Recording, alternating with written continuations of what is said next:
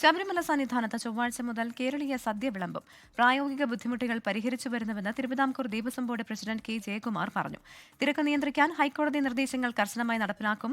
ഇന്നലെ 97,000 ഭക്തരാണ് ശബരിമലയിൽ ദർശനം നടത്തി.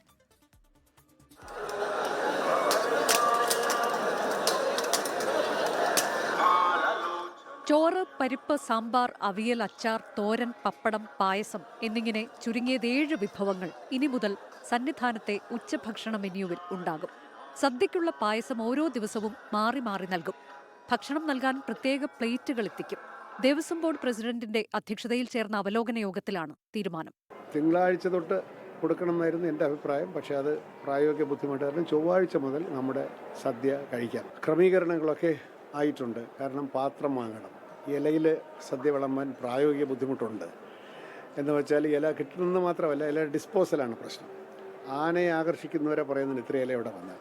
തിരക്ക് നിയന്ത്രിക്കാൻ ഹൈക്കോടതി നിർദ്ദേശങ്ങൾ കർശനമായി നടപ്പിലാക്കും. പോലീസിൻ്റെ നിയന്ത്രണത്തിൽ കുറച്ചുകൂടെ മാറ്റങ്ങൾ വരും. അത് ശ്രീജിത്തിന് അറിയാം. അതുകൊണ്ടാണ് ഇന്നലെ നമ്മൾ എരുമേലിയിലും അത് കുറച്ച് കർശനമായിട്ട് തന്നെ പറഞ്ഞത്. കാനനപാത വഴി അനധികൃത പാതകളിലൂടെ വരാൻ പാടില്ല. ഇന്നലെ 97,358 ഭക്തരാണ് സന്നിധാനത്ത് ദർശനം നടത്തിയത്. 1000-ന് മുകളിൽ തീർത്ഥാടകർ പ്രതിദിനം പുല്ലുമേട് വഴിയും ശബരിമലയിൽ എത്തുന്നുണ്ട്. 24 സന്നിധാനം. ലോകത്തെവിടെയായാലും ഏത് സമയത്തും 24 വാർത്തകളും ഓഗ്മെന്റഡ് റിയാലിറ്റി പാക്കേജുകളും എക്സ്പ്ലെയിനറുകളും വിശദമായി കാണാൻ ഞങ്ങളുടെ യൂട്യൂബ് ചാനൽ നിങ്ങൾക്ക് സബ്സ്ക്രൈബ് ചെയ്യാം.